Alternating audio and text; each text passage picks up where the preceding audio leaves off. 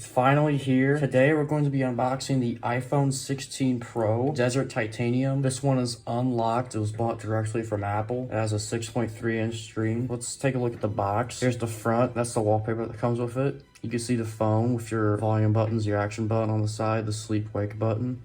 Now on the bottom, you have the Apple logo. Same thing on top. On the sides, it says iPhone. Now on the back, you see it has iPhone 16 Pro, designed by Apple in California. And there's a little QR code you can scan to learn more about your iPhone. And then it says assembled in China. But let's go ahead and dive right into everything. We'll open it up. But first, you have a few different color options. You have Desert Titanium, White Titanium, Natural Titanium, and Black Titanium. Storage options, you have 128 gigabytes, 256 gigabytes, 512 gigabytes, and 1 terabyte. Alright, let's go to the back, and we'll go ahead and unbox it. We'll pull these little pull tabs with the green arrow. Let's pull this up and then rip it out. Same thing on the top.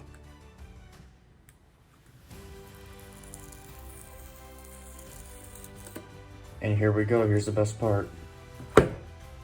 And there it is. Alright, let's go ahead and take the phone out. We have this little pull tab. Pull it out, and there's the phone itself with this protective paper. Let's go ahead and see what else is in the box. You have a white braided USB-C cable. Let's see what else is in here. Pull this little sleeve and just picks up all the paperwork. Take this off. It says iPhone. On the back of this, it says you no longer need a physical SIM card. Activate your eSIM during iPhone setup. For more information, go to apple.com/eSIM. And then this is just your general paperwork. And then on the back is your warranty card. Let's take a quick look at the phone. Unfortunately, this doesn't come with stickers. Although I heard if you pick it up directly from the Apple store, you can ask an employee for stickers. This is your screen, and you can see at the top is your dynamic island. And then you have your speaker grill. That's a speaker and a microphone. Let's look at the left side of the phone. Of course, the sides, they're not rounded like the iPhone 11 or older. All the phones come with this now. Here's your volume buttons and your action buttons. Look at the right side. You have your sleep wake button. And then you have your camera control. That's a new feature. We'll go into all of that in a little bit. At the bottom, you have your USB-C port. Little antenna here. You have about 6 of them. You have your microphones. Another microphone right here. And then your speaker. And let's look at the back. You have your Apple logo, and then up here is your 3 camera array, your LiDAR sensor, a little microphone, and your flashlight. Without further ado, let's go ahead and turn this thing on. Hold the power button for a few seconds.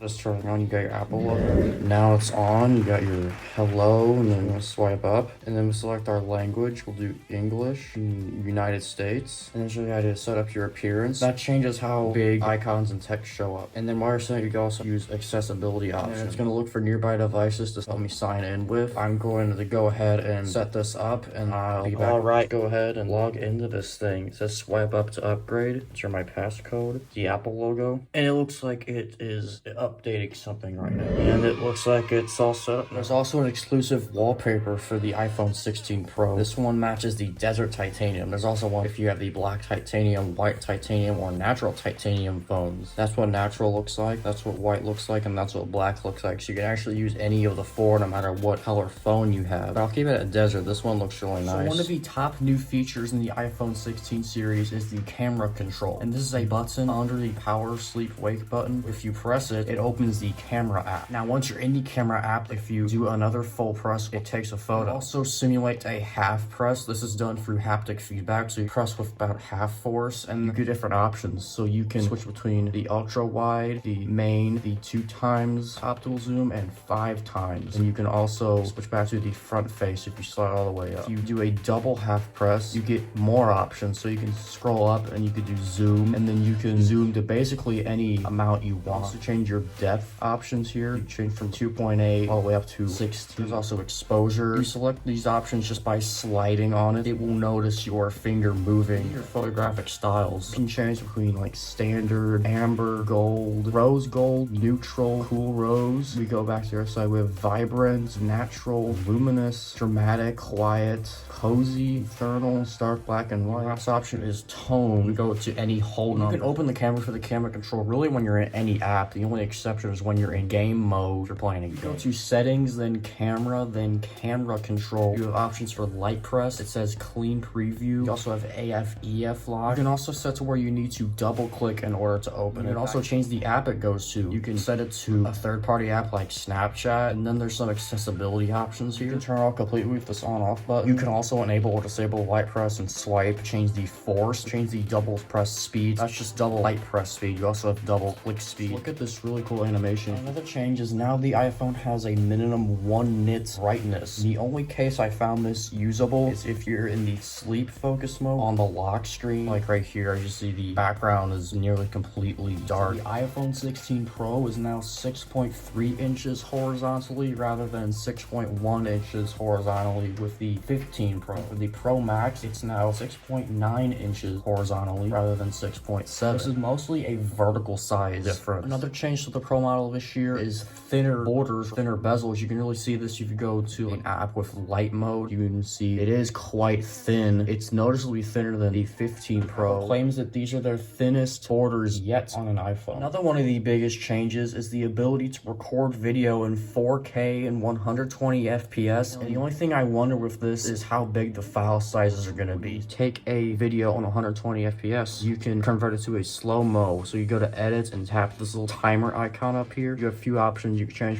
to 50% playback speed, which would be 60 FPS, 25%, which should change to 30 FPS, or gone down to 24 FPS, which allows 20%. So judge for yourself, but here's a video that's almost 2 minutes long. It was 1.4 gigabytes, which is quite big, but not as bad as more premium file format. Also, Apple is using their new 2nd generation ceramic shield on this iPhone. They claim it's the toughest smartphone glass on the market. It's good that Apple is working on durability for their product. This is a screen protector I have on here. It's not the actual ceramic shield. We finally have a 48 megapixel ultra wide camera. This is great because before you see a lot of fuzziness around the edge. It looks very high quality from this. The Pro model now has 5 times optical zoom, before you only had 2 times. Now the Pro Max still only has 5 times. The entire iPhone 16 lineup got a big battery bump. This is thanks to a bigger battery. The battery case is now closed in metal. It also reduces the chance of overheating. And the new A18 Pro chip has much better efficiency. As far as the battery life, Apple claims up to 4 more hours than the 15 series, up to 27 hours of video playback on iPhone 16 Pro, and up to 33 hours of video playback on iPhone 16 Pro Max. The iPhone 16 Pro sees an upgraded chipset. Now the A18 Pro, this has a new 6-core CPU with 2 performance cores and 4 efficiency cores, and a new 6-core GPU. Apple calls this the brains behind Apple Intelligence. The iPhone 16 series supports Wi-Fi 7. We'll do some other speed tests later. I don't have a Wi-Fi 7 router. There aren't too many Wi-Fi 7 routers on the market yet, but eventually there will be. It also features a studio mic array. It features the Apple camera interface. Allows for frame-by-frame color grading with new image signal processor and A18 Pro. And there's a faster camera sensor that allows 0 shutter lag. Once I take them in just about half a second, they appear at the bottom. You can also take 3D videos and photos and relive your best moments for the Apple Vision Pro. So I can't do this where I'm sitting right now. You can also adjust the audio mix of a video you took using the iPhone's camera thanks to the studio mic array. When you go to edit a video, you go to edit and then you tap audio mix at the bottom. You can choose between standard, or you can edit the in-frame, studio, and cinematic audio, and you can set a different level for each. Your styles down here. You have new photographic styles, and these are the same options you have when you use the camera control. Now we're going to take a look at the iPhone 16 Pro's key specs. This is just a summary, so for a full spec list, see Apple's spec sheet, which I have linked in the description. Note that most of these features are existing, not. The iPhone 16 Pro has a 2622 by 1206 pixel Super Retina XDR OLED display at 460 pixels per inch. That's about between 1080p and 1440p. And here's some photos that demonstrate that resolution well. It also has a 1000 nit peak brightness, 1600 nit peak brightness with HDR, and 2000 nit peak brightness outdoors. It's definitely going to look better than this. It looks super saturated on camera. The iPhone 16 has all the normal display features, including 120 FPS through Pro Motion, haptic touch, and a 2:1 contrast ratio. It also enables 12 megapixel 2 times telephoto, which is 48 millimeters. 12 megapixel 5 times telephoto has a 120 millimeter lens. There's also 48 megapixel macro photography, so you can get nice and close to an object. There's also Apple Optical Pro RAW. You can also record cinematic mode at 1080p at 30 FPS or up to 4K at 30 FPS with HDR. Here are your customizable lenses. If you go to camera under photo capture, you go to fusion camera, you can enable the 28 and 35mm lenses, and you can set which one it defaults to. And you can change between lenses just by tapping the 1x button down here. The iPhone 16 also allows action mode recording in 2.8K at up to 60 FPS. There's also slow-mo video support up to 240 FPS and 1080p. There's also quick take video at up to 4K at 60 FPS. Oh, and then there's this wind noise reduction, which is new to the iPhone 16. The phone is also IP68 water and dust resistant. The iPhone's USB-C port, you can charge your phone using most other chargers like you would use for a computer or an Android or other devices. You charge other devices such as AirPods or an Apple Watch. You can also connect the iPhone to non-Apple devices. Connect a device like an external USB drive, which is great for transferring files. The iPhone 16 models feature Face ID, a quick and secure way to unlock your phone. The iPhone 16, you can use a satellite connection when Wi-Fi and cellular aren't available and you have a line of sight towards the sky. You can do things like Find My and update your location. You can use roadside assistance. You can also contact emergency SOS, and you can send and receive messages. So the iPhone 16 Pro is about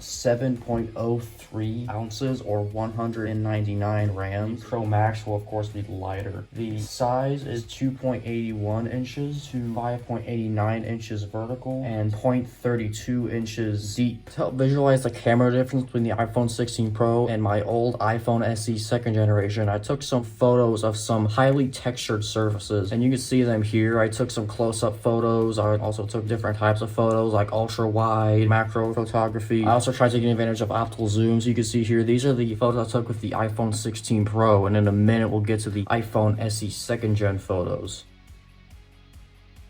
Now we're on to the iPhone SE second gen photos. These are all just with one camera, since that phone only has one camera. None of these are ultra wide, none of these are optical zoom, none of these are macro either. So you can see a comparison there, especially in the lighting of these photos. Here's some realistic photos I took. By the way, you can also see the file size of each setup. Here's what the iPhone 16 Pro photo looks like, and that's the old iPhone SE second gen. There's quite a difference, especially in the lighting. If you zoom in, you can definitely see this still holds up a pretty high quality since it's 48 megapixels. And then here's the second set. It's the iPhone 16 Pro photo, and that's the iPhone SE second gen. This is a very obvious difference. The SE just doesn't seem to withstand sun, whereas the 16 Pro is able to snap that accurate lighting. It actually looks better on video. Here's set number 3. This is 16 Pro, and this is the SE. You can see a big difference in the lighting. So I took this one with the iPhone 16 Pro. This is 1080p 30 FPS. You can see the lighting is quite realistic. It's very high quality as well, even though it's just 1080p. And then this was the same video that I took with the SE. It should be the same resolution. It just doesn't look as sharp. The lighting looks decent, but still not as good as the 16 Pro with HDR. Then you have this one. I took in 4K 120 FPS. The lighting looks very realistic. It doesn't look that great on video. Let me turn down the brightness to see if that helps. That looks a little better. But you can see it looks very sharp. And then you can see it still doesn't look as realistic on video, but it does look better than the SE. And we can do that same video in the SE. It looks pretty similar to on video. And you see, especially here, compared to that before, it's not as sharp, and then the lighting is not as realistic. Here's a video I took in slow-mo with the iPhone 16 Pro at 4K 120 FPS. That's with the fusion camera, 4K 120 FPS. You can see the quality there. It's gonna take a while, so we'll go to the next one. Then this one is it's 1080p 240 FPS. This is the old quality. And then you can see this is the SE. You can see quite a big difference in the lighting. So with the iPhone 16 Pro, the lighting looks more realistic. That's in HD 120. And this is the second one I took from the SE. Again, you can see the lighting just doesn't look as realistic as the 16 Pro. This is in 1080p 240 FPS. Again, you can see the lighting You also see some glitching off to the side as well. Some time-lapse videos. These are going to be the same quality, both 1080p 30 FPS. You can see the difference in the size right here, although that's probably because this one's longer. So let's go into this. This is with the iPhone 16 Pro. You can see the lighting is quite realistic. It's actually pretty good quality. Even though it's the same resolution, I think it's better quality than this one. This is the one I took with the SE. For the Wi-Fi speed test, I got between 280 and 370 megabits per second for download and between 85 and 255 megabits per second for upload. For the 4G speed test, I got 71 megabits per second for download and 15 megabits per second for upload. And for the 5G speed test, I got 462 megabits per second for download and 67 megabits per second for upload. So I ran a CPU benchmark test using Geekbench 6, 3,521 on the single core and 8,677 on the multi-core, which is pretty good. It compares it to like the iPhone 15 series, the 14 Pro, the iPad Pro with the M2. It's even faster than that. You go to multi-core, you can see more comparisons. Looks like this isn't as fast as the iPad Pro with the M2 chip. It even exceeds the M1 iPad Pro. As far as the new camera control feature, overall I really like it. If you go to like the list of options, I use the cameras a lot. Sometimes I might use zoom, maybe depth. There's some of these I don't use very often, like exposure. The styles I usually just take photos how they are. I don't customize them very much. If you're like a pro photographer, you might like those options. I feel like I would rather have a control that allows you to switch between options like photo, video, cinematic, slow-mo, etc. I think the customization options are great. I do wish Apple would improve off of that customizability and maybe disable some of these options that maybe I want to disable. Instead, I have an option that can switch between types of photos and video. If that was built in the camera control through an option you can enable or disable, as well as some other things I'm sure many users would enjoy. Another thing I'll point out with the camera control is that if you're using it in your left hand, I find it kind of difficult to slide between the options. Double tap is easy, but then sliding, it just feels awkward. I think it's meant to be used by your right hand. I also find too, sometimes if I try to go take a full photo, sometimes I end up sliding and messing up the options. See, it didn't happen there, but see, it just happened. It went from 1 to 1.1 times zoom. Did it on accident. You can use it in your left hand, but you can just take a photo as long as you don't mess up any of the options. This may just depend on preference. See, I have it in landscape right now. I can take things pretty easily. I wouldn't use the middle finger because then it feels like it's a fall out of my hand. If you're using it in a portrait, you can also use it like this with your pointer finger. Whatever feels most natural to you is probably the best. Now, some may argue that the larger screen size may be a little hard to get used to. I'm coming from the iPhone SE. It would be a big change anyway. My biggest piece of advice is if you need to get to the top of the screen, like open the control center, open your notification, you can do this gesture where you put your finger close to the bottom and swipe down to the bottom. That's your reachability feature. Basically shifts the phone screen down so that all your actions at the top are now in the middle and it's much more reachable. I think it's great that Apple's focusing on bigger screen sizes. That also means that they can put a bigger battery in there, which everyone would want, and the thinner bezels are cool too. I really do appreciate the new 48 megapixel ultra wide camera. I also appreciate the 4K 120 FPS recording. Also, the 5 times optical zoom is pretty cool. I will say, I hope on the next year's Pro Max, maybe they give 7 times or 8 times optical zoom just to differentiate it from the regular Pro. We've had that last few generations. Other than that, these are some of the best photo cameras on the market. There's really not much to improve. As far as battery life, you could see my battery usage. The low is about 60% per day, maybe 55 between that. And the high is only like 2 out of 10 days I've done this much, but probably about 125%. That's when I'm using it very intensively. This day, 10 hours, 24 minutes of screen time. Usually I've been using it for 4 hours or so. Usually weekdays, I don't use it as much. It's rare that I have to use this much battery. It's almost always under 100%. I still charge it every night. For more heavy use, I might charge it more often just because of what I'm doing. Usually that's like intense video editing. Yesterday, did a lot of that. I find the battery to be pretty good. I don't think it would last 2 days. Your mileage may vary. The phone's performance is actually pretty good. It seems like it can edit video and open several apps at once that have them open for 1 to 2 days without closing. It's thanks to the 8 gigabytes of RAM. Hopefully you can get more like 12 in the future. If you want apps to stay open for a while, like on computers, you need more RAM. You can play any type of game. If you are doing more advanced video editing though, you can definitely do it, but it does get a little slow. What I mean by intense is you're editing video that's more than like 30 minutes long, many several audio detachments, it will start to get slow. Although that's totally to be expected on an iPhone. As far as the